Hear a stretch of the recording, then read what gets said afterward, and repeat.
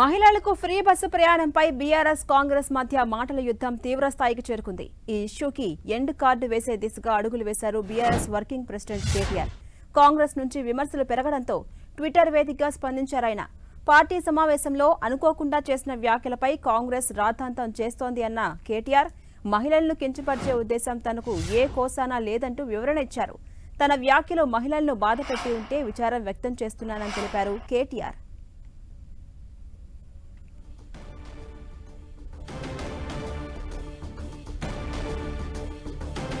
మహిళలకు ఉచిత bus ప్రయాణంపై BRS Congress మధ్య మాటల యుద్ధం తీవ్ర స్థాయికి చేరుకుంది. ఈ నేపథ్యంలో ఈ ఇష్యూకి ఎండ్ కార్డు వేసే దిశగా అడుగులు వేశారు BRS working president KTR. Congress నుంచి విమర్శలు రావడంతో ట్విట్టర్ వేదికగా స్పందించారాయన.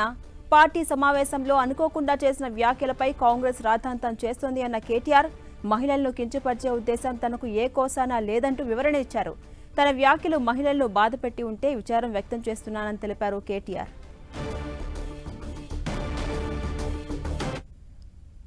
తెలంగాణలో మహిళలకు ఫ్రీ బస్సు ప్రయాణంపై కేటీఆర్, సీతక్క మధ్య మాటల యుద్ధం జరిగింది. ఫ్రీ బస్సు కారణంగా మహిళలు కొట్టుకునే పరిస్థితి వచ్చిందన్నారు కేటీఆర్.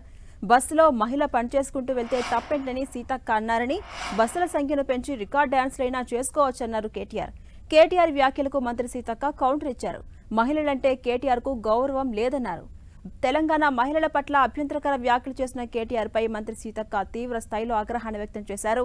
ఆర్టీసీ బస్సుల్లో మహిళలు బ్రేక్ డాన్సులు, రికార్డింగ్ డాన్సులు చేసుకోవచ్చు అని కేటీఆర్ అత్యంత జాగృత్సకరంగా మాట్లాడారంటూ మండిపడ్డారు. మీ తండ్రి గారు మీకు నేర్పిన గౌరవం, సంస్కారం ఇదేనా కేటీఆర్ అంటూ మంత్రి సీతక్క ప్రశ్నించారు.